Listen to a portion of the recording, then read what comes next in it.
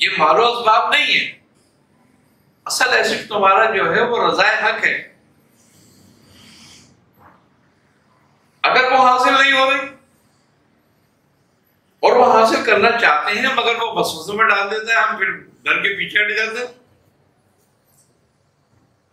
اب ایک بڑا وسوسہ کیا ڈالتا ہے کہ تم نے باقاعدگی سے قرآن پڑھنا شروع کر دیا، باقاعدگی سے نماز پڑھنا شروع کر دی، اب تم پہ کوئی پریشانی آ گئی، اب تم یہ کہو گے یار میں تو باقاعدگی سے نماز پڑھ رہا ہوں، باقاعدگی سے قرآن پڑھ رہا ہوں، پھر یہ پریشانی کیوں آ گئی؟ تو نماز قرآن کے پریشانی کو دور کرنے کے لیے آئیے تھے. پہلی بات تو یہ ہے. دوسری بات یہ ہے کہ لوگ کہیں گے کیا ہوا بھائی تو پریشان کیوں ہو رہا ہے، کیا مسئلہ ہے تیرا؟ تم کو یار میں قرآن بھی پڑھتا ہوں، نماز بھی پڑھتا ہوں، سب کچھ کرتا ہوں، لیکن پھر ارے کہنے کی تیرے قرآن پڑھنے سے تو آ رہی ہے تجھ کو پریشانی، اتنا کیوں پڑھتا ہے؟ چھوڑ دے اس کو، ورنہ اور برباد ہو جائے گا، پریشان ہو جائے گا. شیطان نے اپنا کاریندہ بھیج دیا مشورہ دینے کے لیے.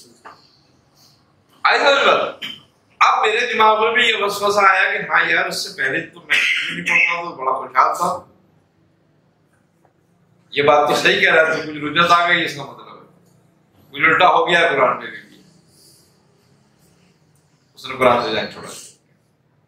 اب ایک مطلب چھوٹ گیا نا، وہ آدھا کامیاب ہو گیا. اس نے بولا چلو ایک طرف تو میں نے اس کو کر ہی دیا.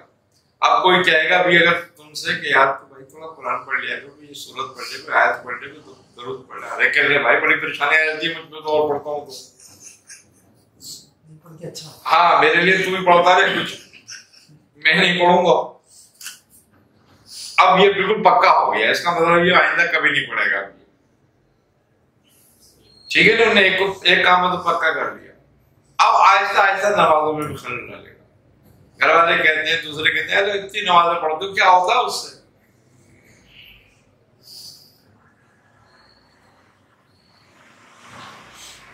اب ایک دل میں خیال آتا ہے کہ ہاں یار یہ بات تو صحیح ہے، کہیں ایسا تو نہیں اس کی وجہ سے بھی رجعت آ رہی ہو، کچھ وہ خراب ہو رہا ہوگا، چلو ایک آدھ دفعہ کا ناغہ کر کے دیکھو.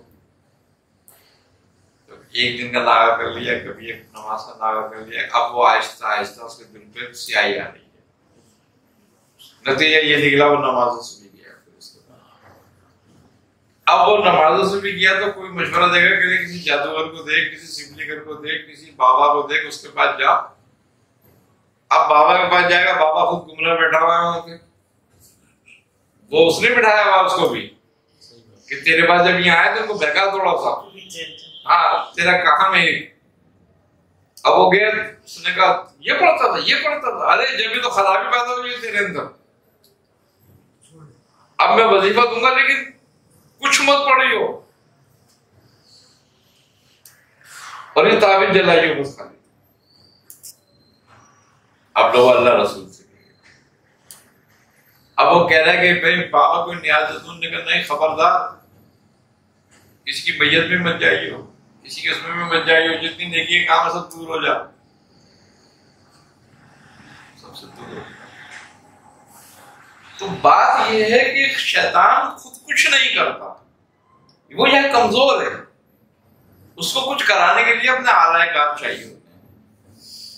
وہ بناتا ہے یہی لوگوں میں، اپنے اعلی کار بناتا ہے. آٹومیٹک تمہیں دین سے ہٹا دے گا، آٹومیٹک تمہیں عبادت سے ہٹا دے گا، آٹومیٹک تمہارے اندر خلل ڈلوا دے گا. آگے سمجھ بات. پھر وہ رجحان بھی دیکھتا ہے بندے کا کس طرح ہے، اس کو اسی طرف لگائے گا. اب اگر مثال کے طور پر کوئی عاشق رسول ہے تو اس کو کائے پہ لگائے گا، تجھے یہاں سے کیا حاصل؟ کچھ نہیں رکھا ان باتوں میں، سب ختم ہو گیا. اب تو توحیدی ہو جا، اللہ کو مان، ایک اللہ واحد اللہ، اب کوئی نہیں ہے باقی دوسرا، بہت سے مانگتا ہے. وہ اور گمراہ ہو گیا، اس سے بھی گیا. مزے کی بات، کمال بات یہ ہے کہ اللہ تبارک و تعالیٰ کہتا ہے کہ جب تم سے کوئی ظلم ہو جائے، اپنی جانوں پر کوئی ظلم کر لو، تو یہ نہیں کہتا میری بات کرنا ہے، یہ کہتا ہے کہ اے نبی وہ آپ کی بارگاہ میں آ جائے، ہاں آپ معاف کر دیں گے، اللہ معاف کر دے گا۔ قرآن کہہ رہا ہے، میرا عقیدہ نہیں ہے یہ بات، اب قرآن کہہ رہا ہے، تو اب اس میں میرے عقیدے کی بات تھوڑی ہے، میرے ایمان کی بات ہے۔ اب تو میرا ایمان یہ ہے کہ اگر مجھ سے کوئی ظلم ہو جائے تو میں آپ سرور عالم صلی اللہ علیہ وسلم کی بارگاہ میں جاؤں،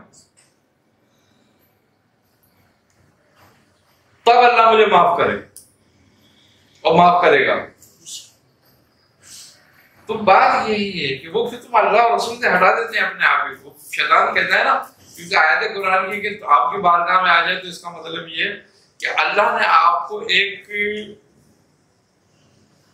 جو ہے وہ منصب دے دیا ہے،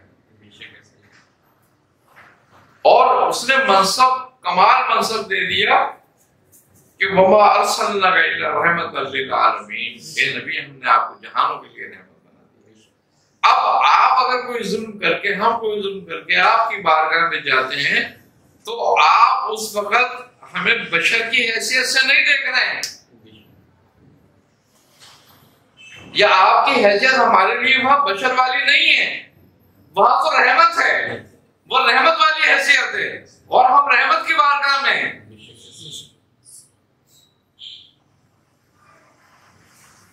انسان سے سوال کرے گا، بشر سے سوال کرے گا، تم نے گناہ کیوں کیا؟ تو بہت گناہ گار ہے۔ رحمت سوال نہیں کرے گی تو گناہ گار ہے۔ رحمت تو گناہی کو مٹانے کے لیے ہے۔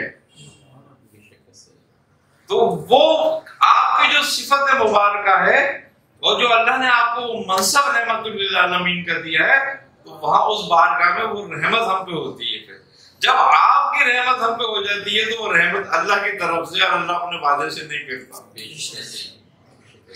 وہ کہتا ہے جس میں آپ کی رحمت ہو اس میں میری رحمت ہے۔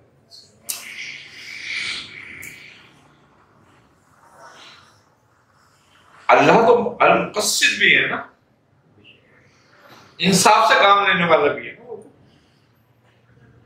تو اگر وہ ہمارے ساتھ انصاف کرے گا ہم تو نہیں بخشے جانے والے، لیکن وہ کہتا ہے کہ میری غضب پہ میری رحمت سبقت رکھتی ہے۔ تو یہ وہ رحمت ہے کہ جب ہم آپ کی بارگاہ میں جائیں گے وہ رحمت ہمیں حاصل ہو جائے گی۔ تو بات یہ ہے کہ آج شیطان ہمیں وسوسے ڈالتا ہے اس چیزوں پہ۔ تو بھوک جو ہے ایک ایسی چیز ہے کہ جو ہمیں بارگاہ الہی تک لے جاتی ہے۔